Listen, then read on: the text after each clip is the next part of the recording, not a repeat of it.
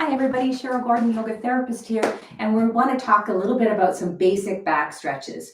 These are stretches that you can pretty much take anywhere, even when we go back to working at the office maybe, or if you're traveling, if we ever get to do that again, or just when you're working on your computer at home or watching Netflix and your back's really tightening up. These are stretches that you can take with you anywhere. I would recommend doing these stretches about 6 to 7 repetitions, not your maximum effort, and repeating them about 3 times a day. So let's get right into it. I want to keep these practices really short so that you have time to get them in. It's the repetition and the frequency that will create the magic, not the intensity.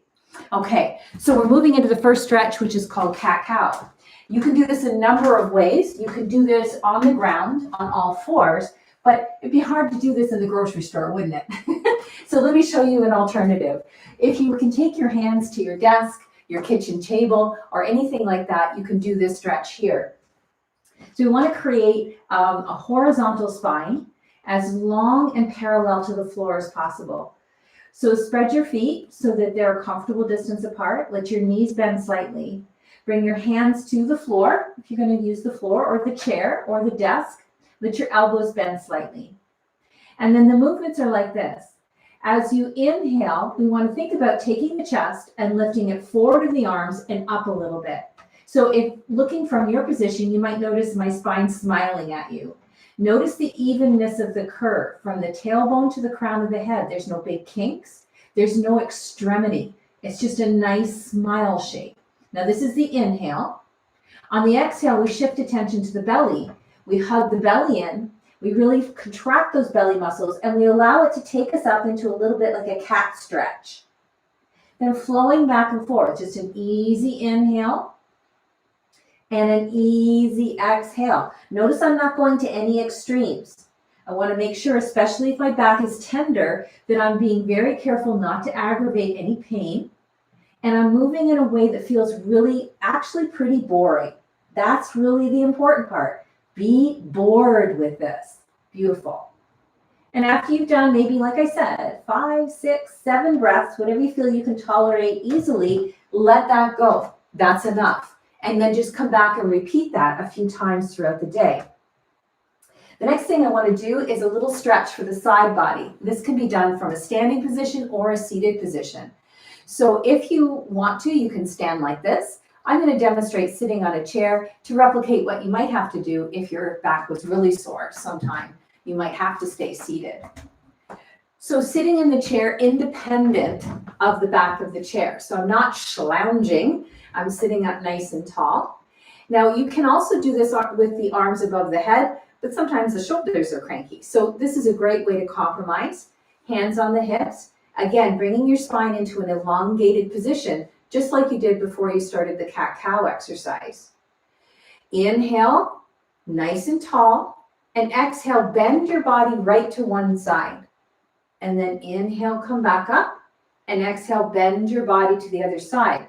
Now, one of the advantages of having the hands on the hips is I can push down a little bit through my hands and keep those hips really grounded into my chair. So this is a movement from the hip bone to the armpit. And I'm doing that in time with my breath. And you'll notice you might get at some very tight muscles. There's a set of muscles in the back body called the quadratus lumborum that tend to get really tight. And that's good. I think I've done an equal number to both sides. When those muscles go out, that's when you get that, you can't stand up straight. That's the quadratus lumborum muscle. So we kind of got at that. And then let's come into another movement now, another basic stretch, which is a twist. Now this can also be done in a chair or standing. I'd like to show you both versions and you can choose the one that you like best. Again, stabilizing the hips, keeping the hips grounded, keeping the legs grounded. Inhale, long spine. Exhale, gentle twist. Now notice I'm not pulling with my arms, that my body is making this twist all on its own. Let me show you the standing version in case you like that better. Again, feet comfortable distance apart, feel stable in your feet, little bend in the knees helps. Open the arms as you inhale, and as you exhale, twist through the waist. Keep the collarbones wide. Keep the chest open. And this isn't a huge movement. This is something you could almost do like in the airport or in the grocery store, and it might not look too crazy.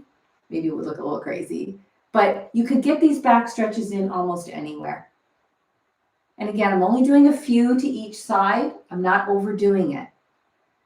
Wonderful. And there's one last stretch I want to add to this little segment. It won't take very long. I'm going to use my chair, but when you're in other places, you might have the edge of a table, desk, counter, anything like that you can place your hands on. This stretch is called downward facing dog, and it's an excellent elongation for the spine to create some space amongst the vertebrae. Hands on the chair, walk your feet away, keep the knees bent, and let's really focus on shooting the tailbone straight up. I'm aiming the tailbone up for the place where the wall meets the ceiling. So there's an angle to my low back. It's not rounded out like cat back. And if possible, my ears are in between my upper arms.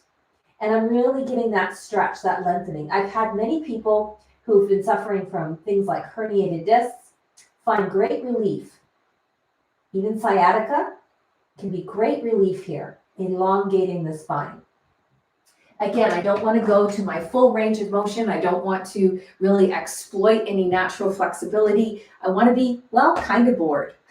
So again, those are the basic back stretches.